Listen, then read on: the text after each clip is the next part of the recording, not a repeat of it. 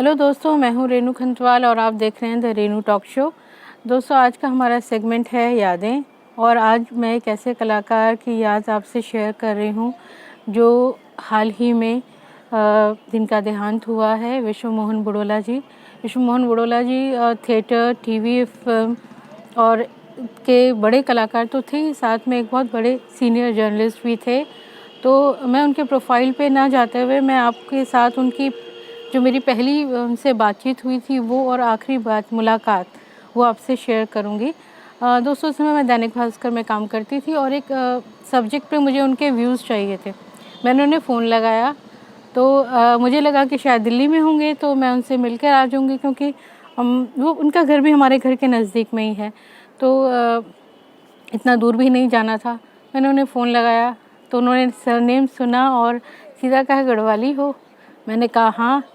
तो उसके बाद तो उन्होंने मेरा इंटरव्यू ले डाला कि पापा क्या करते हैं, कितने भाई बहन हो, कहाँ रहते हो, क्या है।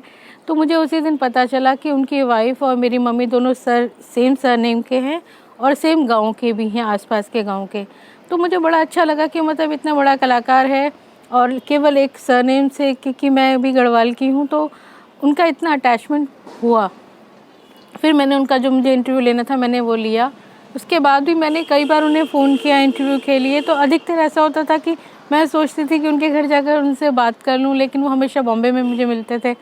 तो एक बार मैं बॉम्बे गई तो वहाँ भी मुझे लगा कि चलो मैं बॉम्बे आई हूँ, उन्हें फ़ोन लगाती हूँ, उनके घर पे ही उनसे मिलकर आ जाती हूँ मुंबई में ही। लेकिन तब मैंने फ़ोन लगाया तो पता चला वो दिल्ली में है। तो उनसे पहले शुरुआत में तो मेरी मुलाकात कई चांस जो मैं चाहती थी वो मेरे मिस हो गए। लेकिन उसके बाद क्या हुआ कि अक्सर मैं उन्हें जब भी फ़ोन करती हूँ तो मुझे तुरंत पहचान जाते थे। तो अभी लास्ट टाइम की बात है, करीब 1 साल तो कोरोना का हो गया, इससे 2-3 साल पहले की बात है। हमारे मयूर विहार में जो दुर्गा का पंडाल लगता है नवरात्रि के टाइम पे, एक तो बड़े ग्राउंड पे लगता है और एक समाचार अपार्टमेंट में लगता है। तो हम लोग बड़े ग्राउंड से समाचार की तरफ को जा रहे थे। तो ये मेरी आखिरी मैं मुलाकात की बात बता रही हूँ। उससे पहले मेरी मुलाकात हो चुकी थी, लेकिन मैं ये आखिरी मुलाकात का था। तो मैं जैसे समाचार अपार्टमेंट के लिए मैंने एंट्री किया, देखा तो जहाँ पर एंट्री के लिए रजिस्टर रखा होता है वहाँ पर करीब 8-10 बुज़ुर्ग लोग बैठे हुए थे और बड़े ज़ोर ज़ोर से ठहाके लग रहे थे, गपशप हो रही थी। अचानक मेरी नज़र गई तो बुडोला जी वहाँ पर। और मैं एक चीज़ और बताना आपको कि जब मैंने उनसे पहली बार बात की थी तब मैंने उन्हें सर बोला था, लेकिन उसके बाद मेरी जब भी उनसे बातचीत हुई मैंने उन्हें अंकल बोला।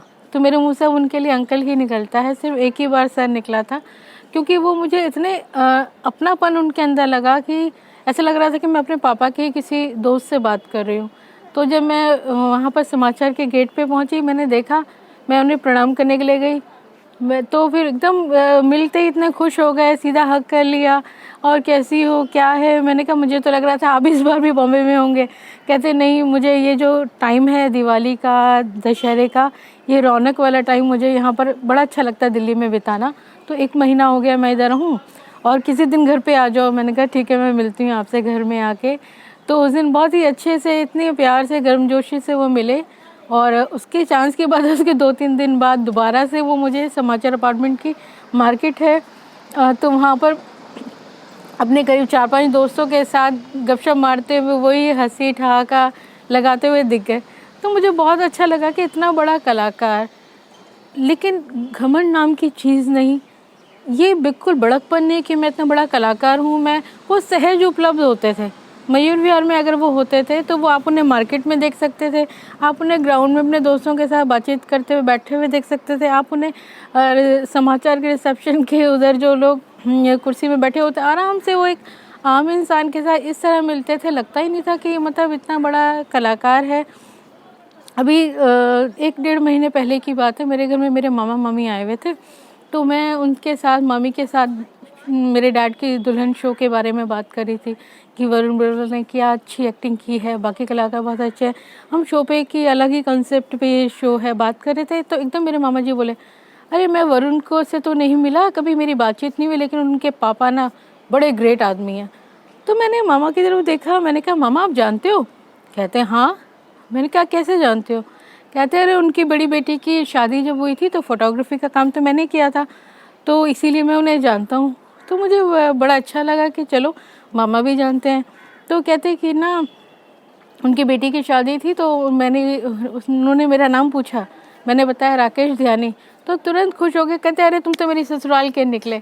तो उनके अंदर जो एक अटैचमेंट था ना, जो भी मतलब खैर वो तो एक ही बार उनसे मिले, लेकिन मुझे लगता है जो भी लाखों लोग उनके सफ़र में उनसे मिले होंगे, हर किसी के पास उनको लेकर बहुत सारी अच्छी अच्छी यादें होंगी। और क्योंकि उनका व्यक्तित्व ऐसा था कि वो एक बार किसी से मिलते थे तो अपना बना लेते थे, और ख़ास तौर से अगर उन्हें पता लग जाता था कि ये बंदा पहाड़ी है तो वो बहुत ज़्यादा उससे कनेक्ट हो जाते थे। और ये हम सब के लिए जो उत्तराखंड के लोग हैं, बहुत प्राउड की बात थी कि हमारे स्टेट से एक बंदा निकला है और इतने आगे तक पहुंचा, और उस बंदे में रत्ती भर घमंड नहीं, कोई प्राउड नहीं, हमेशा अपने मिट्टी से प्यार वाली बातें, अपना अटैचमेंट लोगों के साथ। इसे कहते हैं ना, एक पक्का पहाड़ी आदमी, गढ़वाली आदमी जो मतलब बहुत ज़्यादा सक्सेस ले चुका है, उसके बाद भी बहुत डाउन टू अर्थ है। इसीलिए हम जब भी उन्हें याद करें तो इमोशनल हो जा रहे हैं। वो इसलिए हो रहे हैं क्योंकि उनका व्यक्तित्व ही ऐसा था कि आप उनसे मिलते थे तो वो आपको अपना बना लेते थे।